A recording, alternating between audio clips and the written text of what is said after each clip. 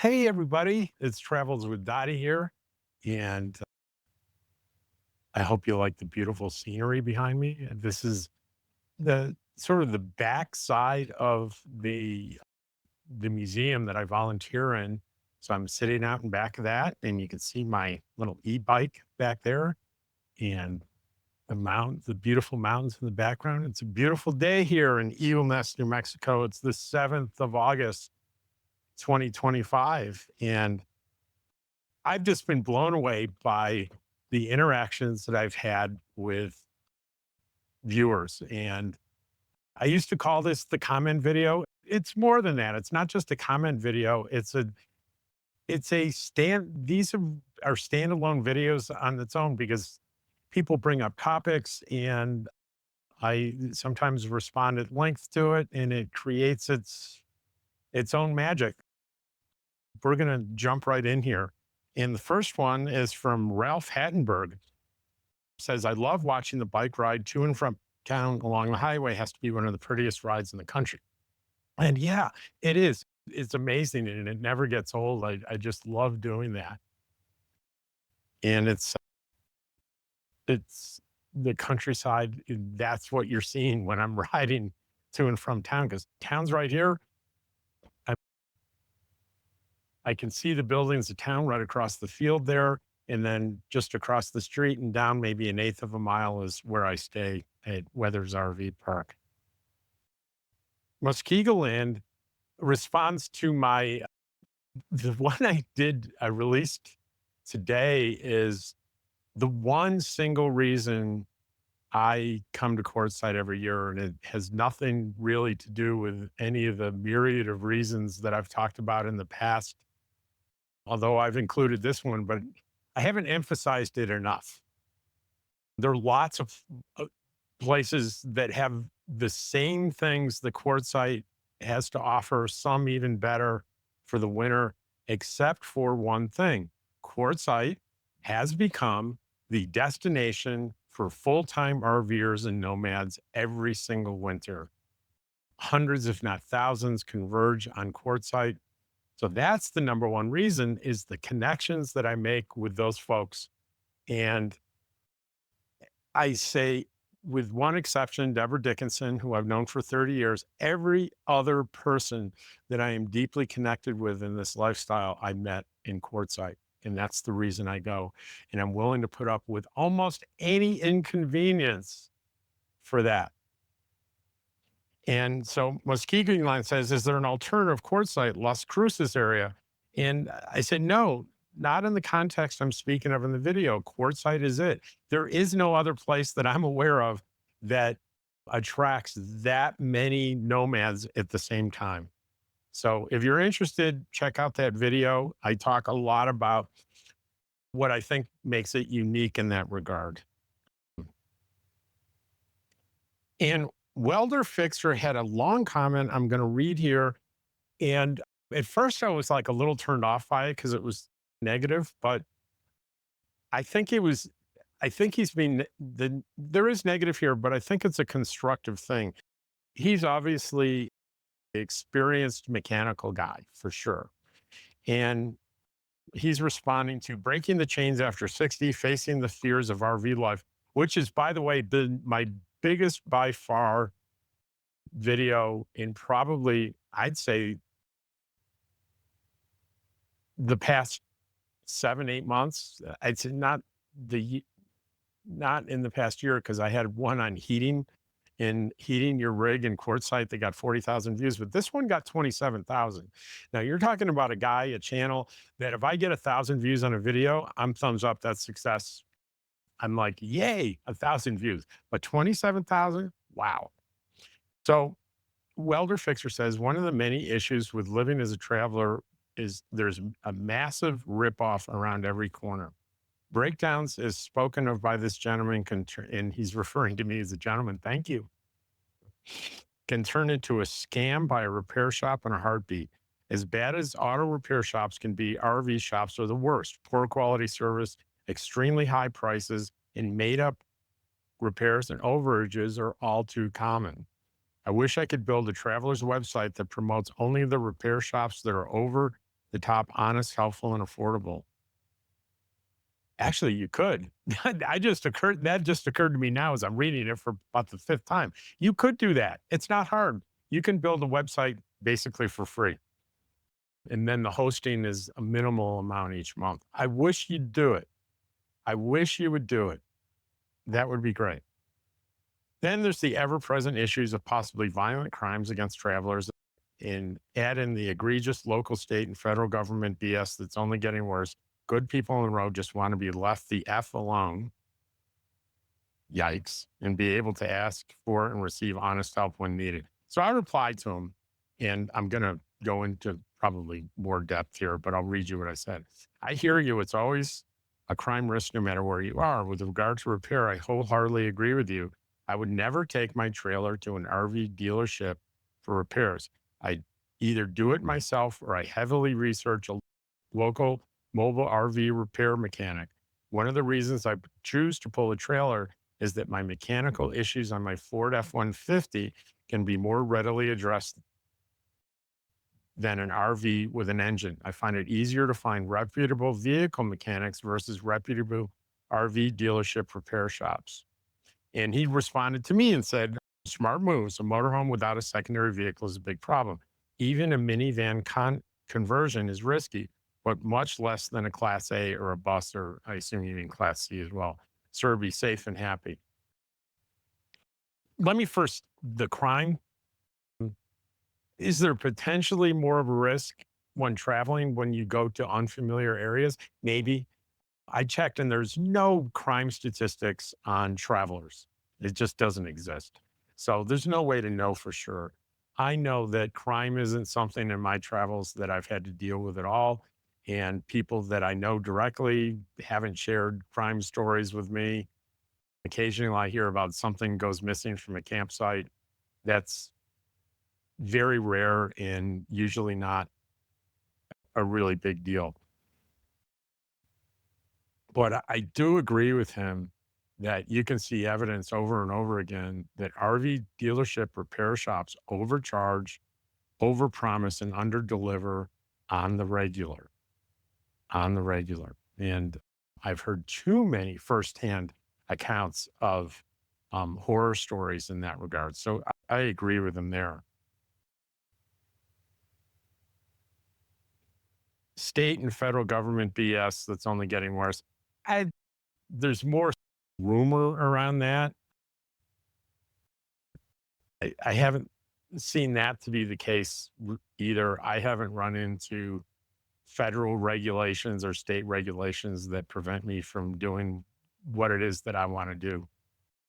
And I could be wrong on that. Let's face it. I'm a sample size of one. I admit that. But after I read this a few times, this guy means well and has some valuable information here.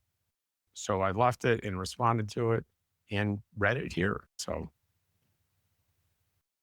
Peter Rubin on the Quartzsite video says, do you know of people that tent camp in Quartzsite and LTVA? What has been their experiences at a time when wind is less severe? And I bet he wasn't expecting this comprehensive an answer, but I couldn't help myself. I said, actually, I know a guy that was tent camping with his car and came to Quartzsite to the LTV area for the first time last season. He only bought a 2-week pass because he was unsure of what the experience would be like. He found that because he was tent camping, he had to camp within 500 feet of one of the vault toilets. That bothered him too. As it turns out, the people camping within 500 feet of the vault toilet formed a tight knit little community, and he had the time of his life. And I think he was still there when I left early April this year. How do I know this? One, the comments, but more importantly, I stopped by multiple times and hung out with him and talked to him. And he was probably within 50 feet of the vault toilet. And there was a generous little community and he loved it. And then in that, I closed that off and I said, I forgot to address the wind. And that's important, especially for a tent camper. I said, I forgot about the part about the wind. There's no time period where there's no wind. It can come up any day and last for days. You get used to it. The guy I referred to above lost his cheap tent in the first couple of weeks due to the wind, recovered nicely with a better tent in bigger stakes. So on Nomadic Camping says Q is a great home base for the winter. And a separate comment, we haven't been to Q since 2021 season, but we hope to be back in November. I hope you make it. I hope you get there. Here's this isn't, I'm going to talk a lot about this commenter. It is Kathleen La Victoria is it's the YouTube channel. Let's look at her YouTube channel because that's not what I did. I got curious. And so I viewed her channel, and her channel is called Kathleen Victoria.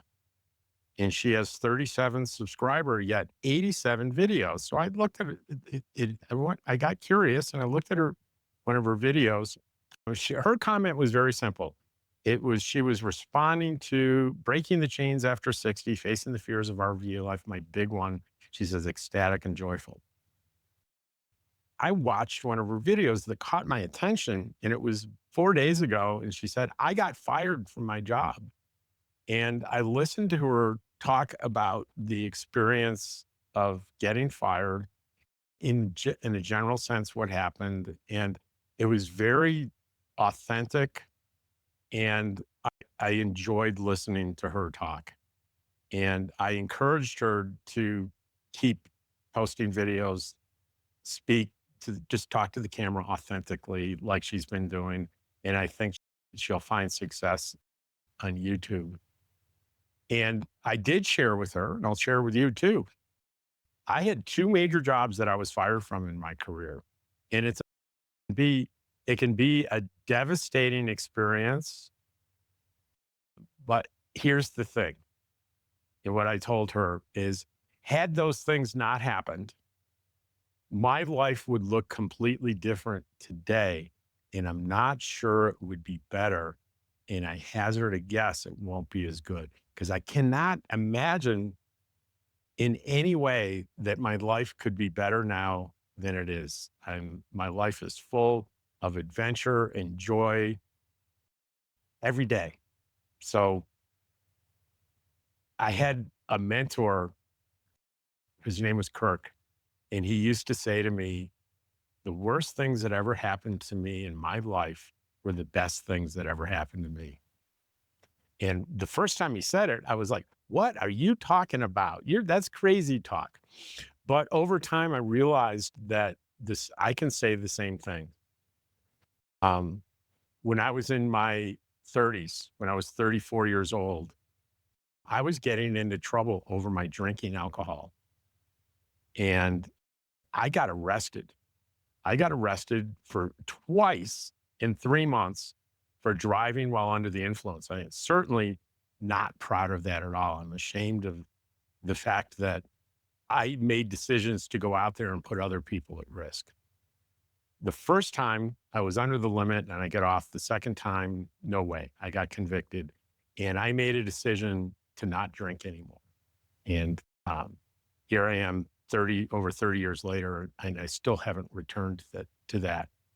And when it was happening, it was horrible. It was a horrible experience. I was terrified. I was embarrassed. I was ashamed. Be going to jail twice. I felt like who I wasn't someone that I liked very much. That was stunning to me. And that was maybe the lowest point in my life. And my recovery from that ended up being, I would say for sure, the best thing that's ever happened to me. So I finally understood what Kirk was trying to tell me, that these tragedies or unfortunate things or terrible things that happen to us in our life can transform us from who we are to who we really want to be in life. And I'll never forget that. Let's see, what else?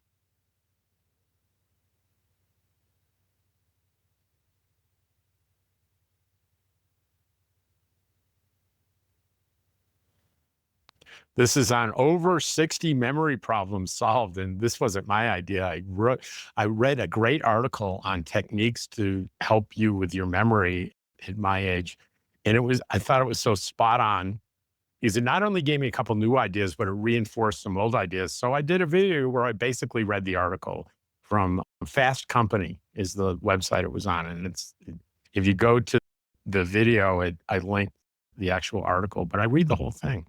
Ron's checker. How about Ron Scheckler? Wow, Rob, I don't know how you do it. Another video that hits home. I'm 16. I've been experiencing memory issues for the last 15 years due to a medical condition. I've discovered if I look directly at a person, get a visual cue of them saying their name, I then repeat their name back and say, it's a pleasure to meet you, fill in the blank. I don't remember everyone's name, but this certainly helps. I will definitely try some of the methods you mentioned as well. By the way, I noticed your blue glasses and I have sworn you previously wore red. I questioned my memory, had to go back and look. Sure enough, that made my day. I actually remembered something. Yeah, I try to match my glasses to my suspenders. I don't know if anyone's noticed that. So yeah, I think on the thumbnail said, on the thumbnail, let me look at the thumbnail. It says, what the heck was his name? I just met somebody, I forgot his name. And so the technique that I've always used, I don't use it often enough, but if you say, my name's Sam, pleased to meet you. And I said, pleased to meet you, Sam. And I might say, I'd look at him and go, Sam, I'll say it 4 or 5 times.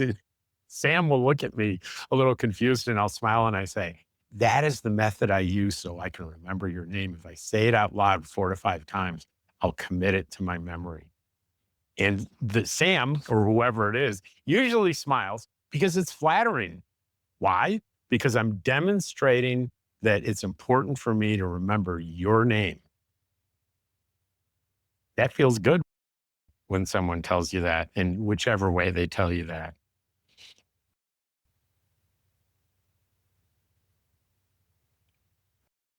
A7RAK says, thanks, Rob. Enjoy your insights. We'll try some of your suggestions. I see you've improved the Insta360 saturation. Yeah, I'm slowly learning how to use that camera. This isn't the 360 camera. I'm back to my old standby right now for today, the DJI Pocket 3. So I have improved the colors. I found ways to improve the visuals, the sound. One of the things I found out is even though I'm recording, I've got videos in 4K. When you go to upload from your phone, from the app to your photos, which I transfer over to YouTube, it defaults at 1080p. And unless you know that and know the little tiny thing to press to move it up to 4K, you'd never know it. So I'm learning. Sparrow says on Breaking the Chains, if you watch this video, be sure to hit the like button. Great info. Next fall, we're taking the leap and your videos really help. Good for you. Taking the leap. I remember what that was like. It's scary and exciting all at the same time. And Steve Wood says, for me, this was an awesome video. We'll be 62 this month. Have 2 pensions that will equal to my Social Security take home. I think I want to travel in a Class B alone with a little dog, just scared to retire after 40 years in the corporate world. The divorce left my 401k lacking, but I do have some home equity too. Would be nicer to do as a couple in a Class C, but that's not in the cards. For now, Steve, it's not in the cards. Thank you for the video. It was a great fit for me. And I can understand leaving the workforce. It's scary. A lot of my identity was tied up in what I did for a living. And the one piece of advice I would give you once you get out there, you take the leap. Look for things that add purpose to your life and in kind of the same way work did. YouTube gives me purpose. Working at the museum gives me purpose. There are things that I do that involved interactions with other people that give my life as a retired person purpose. That's important.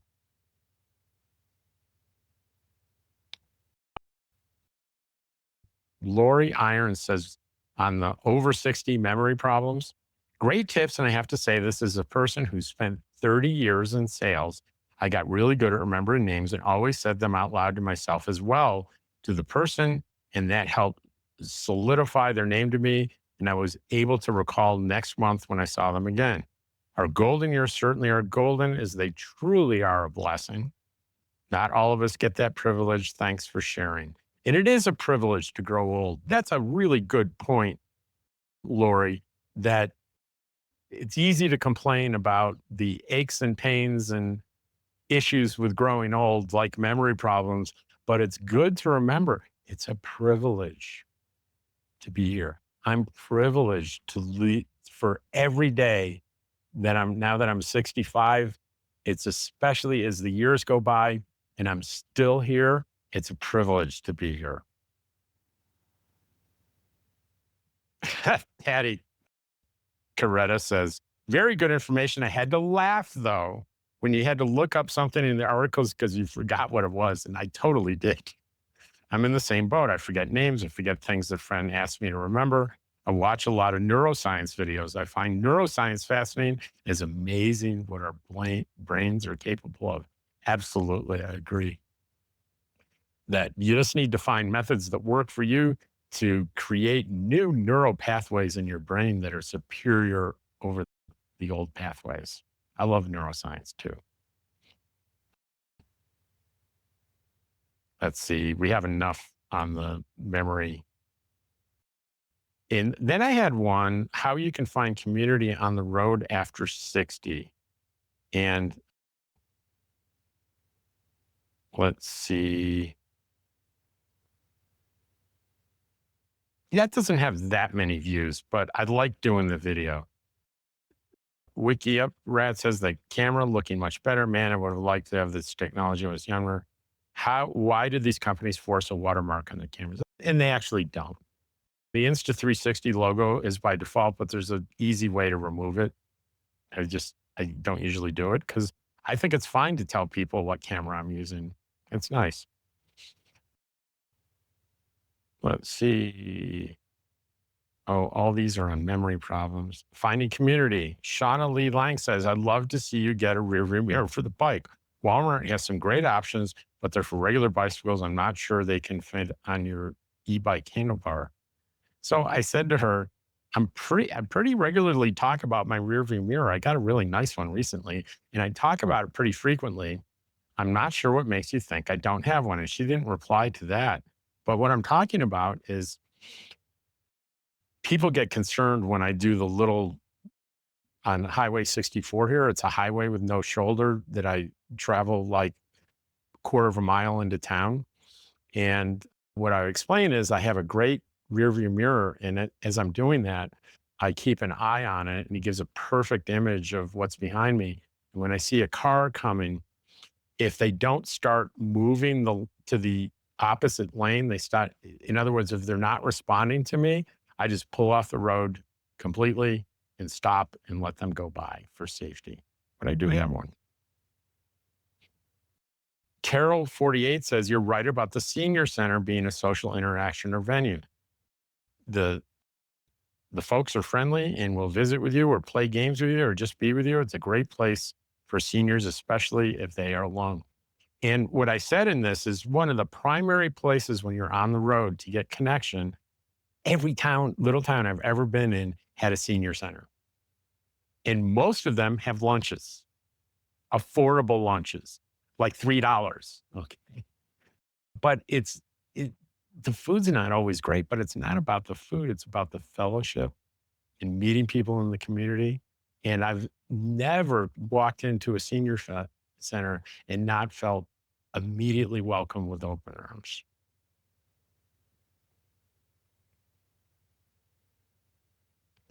Let's see. All right. So Muskegee Land says, this not negative. When someone says it's not negative, it's probably negative.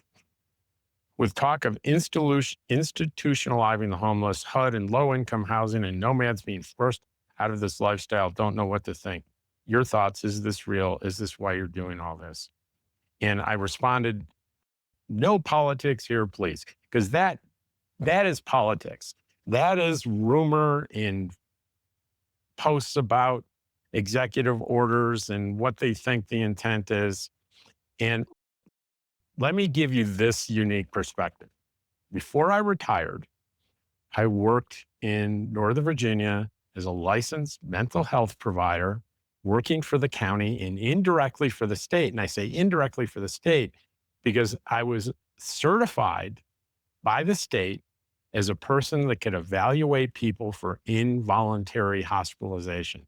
And that's what he's referring to is they're going to institutionalize and hospitalize homeless people. That's regulated by state, not by the feds. And it requires every time that I would participate in putting someone in the hospital against their will, there were two legal layers that I had to go through. One was I had to do the evaluation and make my case to a magistrate over the phone. They were available 24 hours a day. And if the magistrate backed me, and they didn't always back me, they didn't always agree, but most, I'd say 90% of the time they did, they would issue a temporary order to put someone temporarily in the hospital. And within X number of days, depending on whether you were in on a weekend or not, but within a couple of days, they got a hearing in front of a special justice that I was absolutely required to testify in. So well over 100 hearings I testified in. And so that was the second layer of higher level proof. And they could put the person in the hospital for up to 30 days, right? Up to 30 days. And here's a tidbit that if you get ordered to the hospital by that special justice, the doctor, the MD in that hospital can discharge you anytime he feels it's medically fit for him to do. So he can override that 30-day order.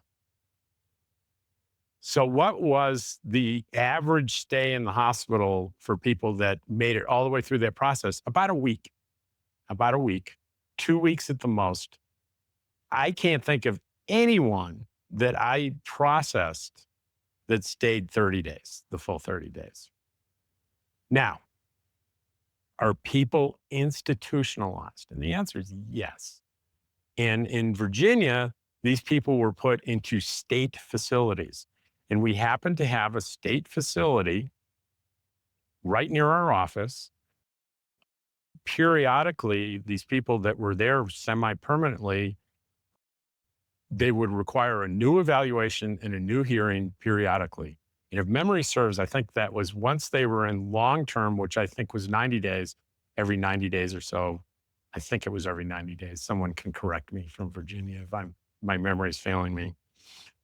But I would have to go in and reevaluate those folks and either recommend that they continue to stay there or that they get released. And most of the time I recommended they continue to stay there because these people were very sick and they were in some cases a danger to themselves and others, and in other cases completely unable to care for their very basic needs. I'm talking, yeah, like schizophrenia was very prominent and people that were extremely ill. And it was rare. And I would go in there and I'd see the same people that are basically living in that institution. And that was a small sliver of the society or small sliver of all the mentally ill patients in the state of Virginia that were staying long-term. So it was extremely rare for that to happen. So I would say there is no threat or executive order or threat that may go, or consequences that funding consequences that may go along with it, that in states like Virginia, and every state has a slightly different way of doing things, that are going to circumvent that process and start just throwing people into institutions and hospitals just because they're homeless, right? You have to be, to get involuntarily committed, you have to be a danger, a proven a reasonable belief in evidence that someone is a danger to themselves or others. And it's a high bar. Now, I can only speak with experience to Virginia, but most states are very similar. There's a very high bar to this, meaning it's hard to demonstrate that you are a danger to yourself or others. If you're not, even people that attempt suicide, when you evaluate them, if they're saying things like, oh man, I made a huge mistake, I'll never do that again. You can't ignore that.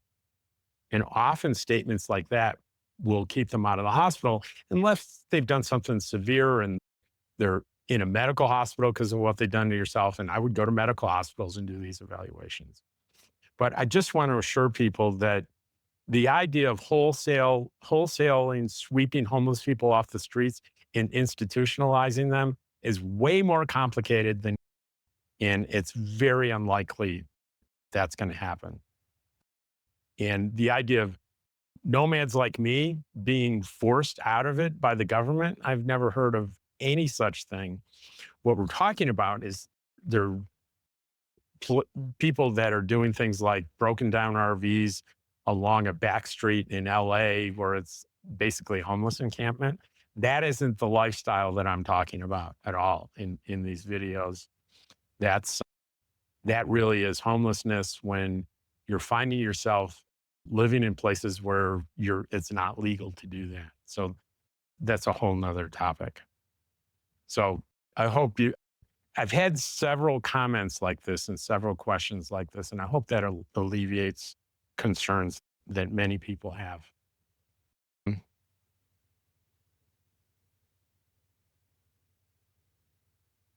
Let's see.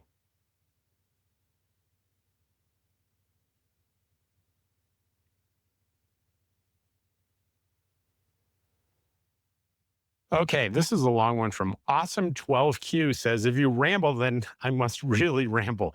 You don't ramble. I was been accused in the comments. You ramble. Going through some hard times right now, your peaceful voice while I play my space video game on another computer is like going on a road trip with a very nice person. It's a needed escape from reality, a form of therapy, if you will. I want you to consider the folks that watch your content without a YouTube account, living vicariously and seeing beautiful countrysides they, for whatever reason, will never be able to see themselves. I doubt they believe you are rambling. You should see your videos on a high-end 65-inch 4K television. I haven't. It is stunning. I thought watching your channel was just a me thing. Lately, my wife is watching every video you make. Thank you, wife. Las Vegas, man. I stayed there once at the Plaza Hotel. He's talking about Las Vegas, Nevada. In the same plaza as Longmire's office, there really is a 9-figured retired merchant mariner playing the piano in the bar. He could play nearly every song I thought of, and certainly every Jimmy Buffett song from the 1970s, and even the country B-sides from the 1970s, which I love. We generously filled his tip jar the whole evening, and he told us stories of the sea and other countries. I wish I had a recording of that. This is in the 2000s. I love Las Vegas, New Mexico. I'm about 250 miles away, and I'm getting ready to go camp in the area. Never been to that part of Carson National Forest. And by the way, this was on Aaron's and Eagle Nest State Park camp opening in been trying to get away for a year now. Looks like I finally can. Hope to catch you at the museum. Okay, for you that don't know, I'm here at the museum. You can definitely catch me like between 12 and 4. I will definitely be here. Other hours vary, but that's the consistent thing from week to week. And you're welcome to come meet me. Dottie's always here with me in the museum. And don't worry if you're afraid of dogs. She's tethered on her bed behind the counter. Dottie will not attack you. Dottie doesn't attack anyone. But some people are nervous around dogs and make sure that Dottie doesn't make anyone that has sensitivity about dogs nervous. I have some. I hope to catch you at the museum. I hope to meet you too. I have something to let you know about, something to show you, and a question. All three are short, simple stuff. If you are rambling, keep rambling. And yes, I'm that old. Pet Dottie for us and be well, brother, and edit. I'm multitasking poorly and realizing this is a 2 week old video. Gonna leave it just because I don't care if the video is 5 years old. Comment on it. It comes right up. I don't have to go back to the old video to see your comment. Comments come in as they're posted, so feel free.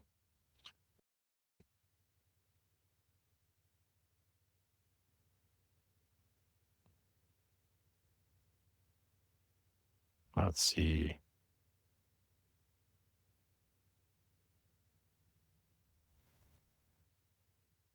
Eve Carrington says the clouds just don't seem real. Such lovely shades of green everywhere in the place with beautiful blue skies. And this was Caught in the Storm, wild end to our New Mexico road trip. We did Jack Schweitzer, who is on the board here at the museum, who befriended me here. He and a friend of his, Maureen, and I, the three of us went on an all-day trip through the other side of those mountains in a wilderness, really a wilderness area. And there's three parts to it. And he's talking about the video. That's the third part. So we're coming up on 40 minutes here.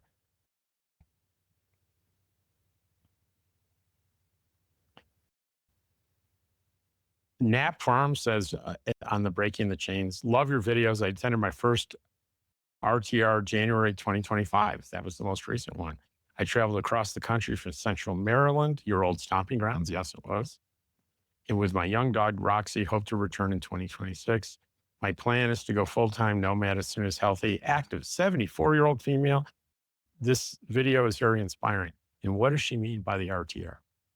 The Rubber Tramp Rendezvous that happens the week before the Big Ten event. The Big Ten event's the biggest, arguably the biggest, one of the biggest, if not the biggest RV show in the country that happens around the 20th of January. In the week leading to that, the Rubber Tramp Rendezvous happens. And was started many years ago by the father of the modern nomad full-time RV, full-time camping movement. And Bob Wells is widely recognized as the father of that. He has a YouTube called Cheap RV Living, very popular. And he also founded a nonprofit called HOWA, and it stands for Home on Wheels Alliance.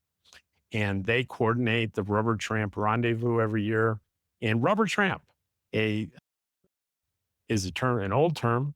A leather tramp was someone that traveled full time using the leather on their feet, and a rubber tramp is someone that drives. So Rubber Tramp, we're all rubber tramps, right? And the week-long events, and there's a separate women's one at the beginning, but you can go to just Google Homes on Wheel Alliance, and you get lots of information on this. But it's free, and it's filled with many kinds of nomad people, brand new people, people that are thinking about entering the lifestyle, people that are brand new in it, and people that are seasoned veterans. And many of the seasoned veterans do presentations during that week on what things are really like, how to do things, just a week's worth of free how to engage in this lifestyle from people that have on the ground real life experience. I go every single year. Now, I've presented, I think, the past 2 years on mental health on the road. I don't think I will do that again this year, but I'll certainly be attending and I'll certainly be there. And I look forward to seeing many of you there. But this is today's video, and I hope you enjoyed it. Keep those comments coming. I love hearing about your opinions, and mostly I love people that share their direct experience. That's pretty exciting stuff. And it's exciting stuff, not only for me, but maybe more importantly for you inspire other people watching the videos and reading the comments. So continue doing what you're doing, continue to be inspiring to me in inspiring to your fellow viewers. And maybe you should start your own YouTube channel. It's not hard. All you need is a phone. I swear that's all you need. You don't need these fancy cameras. I have fancy cameras because I'm a nerd. Take care, and I'll see you on the next one.